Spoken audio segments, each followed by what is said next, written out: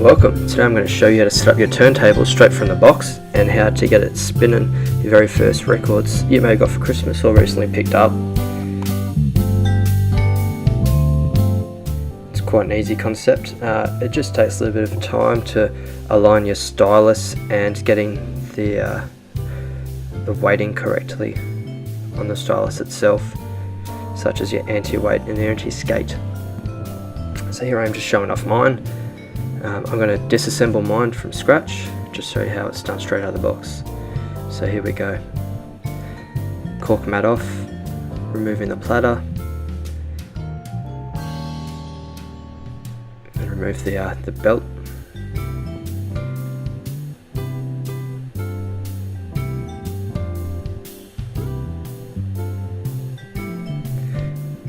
Next, going to remove the outputs, so left and right speaker outputs and the earthing cable.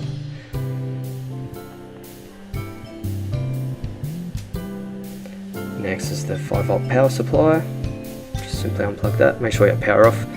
Alright, here I'm showing you what you'll need. You'll need the cartridge aligning tool, and not necessary, but I use the scale to measure my downforce. So just turn that off, put that aside for now.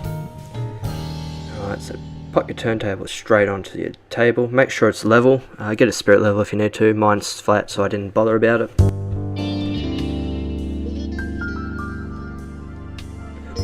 So first you want to throw in your actual connects the motor to your platter. So longest spindle in the bottom. Put it in slowly, don't want to damage the bearing. Next you'll get your belt. Try not to touch it with greasy hands. I washed my hands before this. So you're going to want to use the inner diameter. This is just for speed adjusting between 33 and 45. So simply loop it around as I'm about to show. There we are. Make sure it's not twisted, it's always important. And place it around the platter itself. So as you can see, try and keep it in the center of the spindle, the platter I should say, for the most accurate speed control. I'm just making sure that it's not twisted anywhere. Again, make sure your hands are washed so you avoid deterioration of the belt. So put it on the platter next. Stock ones will mostly be metal. I've got an acrylic aftermarket one. Make sure the flatter surface is on the top. Simply pop it on.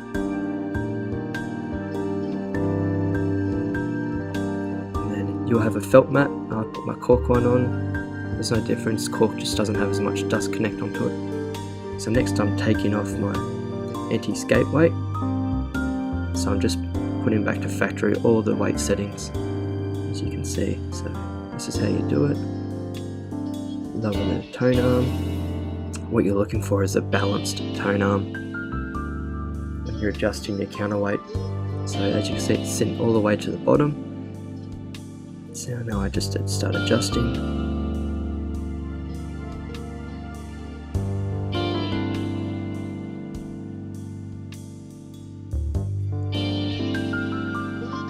Okay, winding it all the way in. So as you can see, it's all the way forward. So that means that the tone arm is going to be all the way down. So as you can see, I was just showing how far adjustable it is.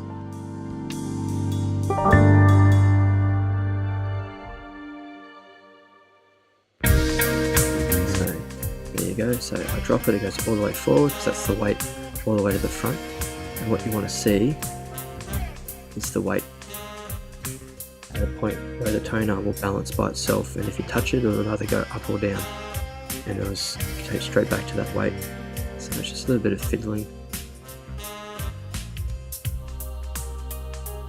So there you go, you can see that. Still needs to be adjusted. A bit more. So that's it, that's what you're looking for. Balances out nice and smooth.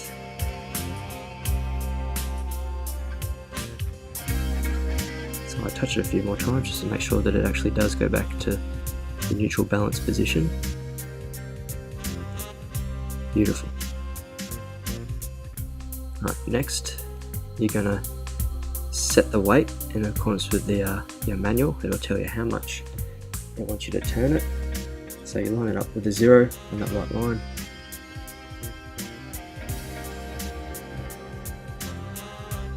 Here I'm just doing some more adjustments. So I think mine was 15. I think it was from factory. So you're 17.5, I think, yeah, set it 17.5 clockwise. And then later on, I've realised it's meant to be 15, so I adjust that later on in the video.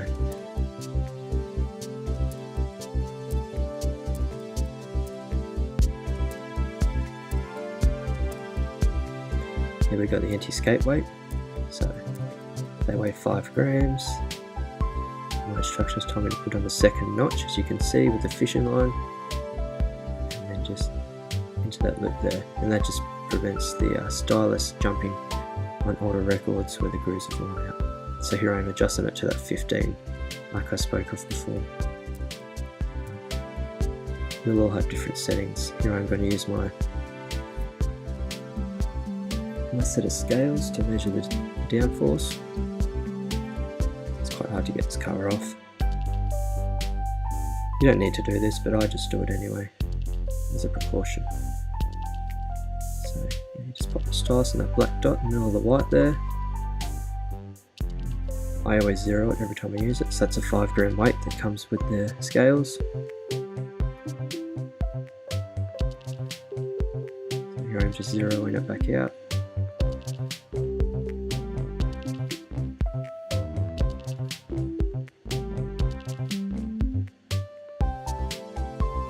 Checking the weight.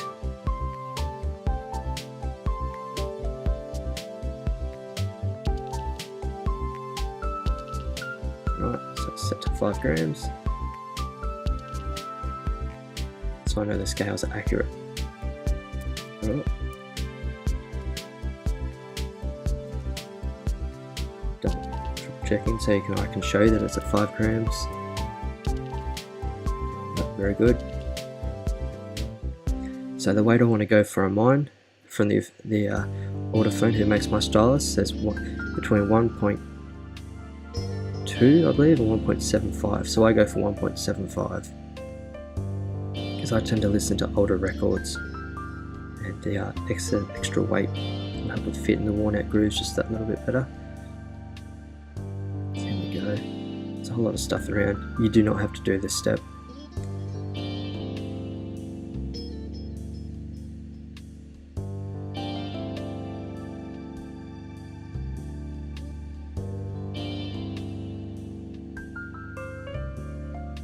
So that first trial it's too light, so I need to adjust it. So it's reading only 1 gram of downforce.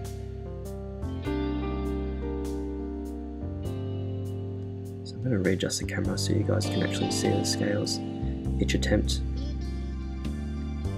So 1 gram of tracking force. So it does take me quite a few attempts to get this right. I repeat, you will not have to do this, just because I already have this and I want to set it up properly. So 1.3, so that's acceptable, but I wanted to get closer to 1.75. So you can see how slow the process is each time. Put it on, measure it, take it off, adjust, put it back on, measure, take it off, adjust. It is very slow, so I start cutting it for you guys so you don't have to watch each trial. Getting closer.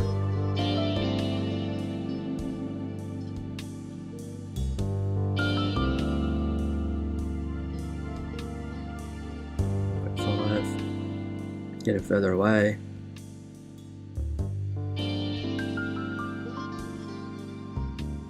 Getting way over. Now if you had your stylus tracking force at 2 grams, that'll damage the stylus and your vinyl records. So it pays to have it at the correct weight. Getting close, so I'm going for 1.75, remember, or thereabouts. Further away the other side, a little bit closer, a little bit closer. I was struggling a bit because I was holding the camera with one hand, so I couldn't do minute little adjustments. Close.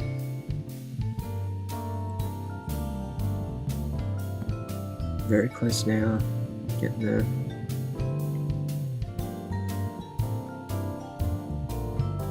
Getting very close.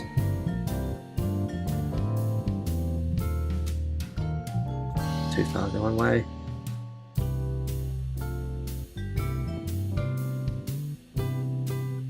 Almost there.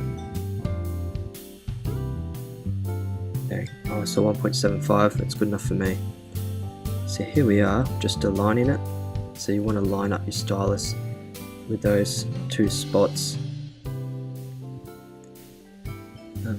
It'll tell you in instructions how to do that a bit clearer. It's hard to show on video what you're looking for parallax error. So take your template off. Now we're going to connect the speaker outputs. So it's important that you color match the leads to the right outputs, otherwise you have speakers play the wrong channels. So obviously red into the red, white to white, earth cable on. Now if your speakers don't have an earth output, it's necessary that you create just an earth on something metal in your house. So I just go to a windowsill just to earth it out. So white into white, then to red. Next you want to do your power in, so 15 volts in. Turn it on after you're in. Next to speakers, so if your speakers don't have a white and red connection, I have an auxiliary, so I've got an adapter, so it goes for the speaker outputs into an auxiliary, so you can just buy these online. I'll put in the description what they're called and a link to a few of them. So again, white into white, red into red.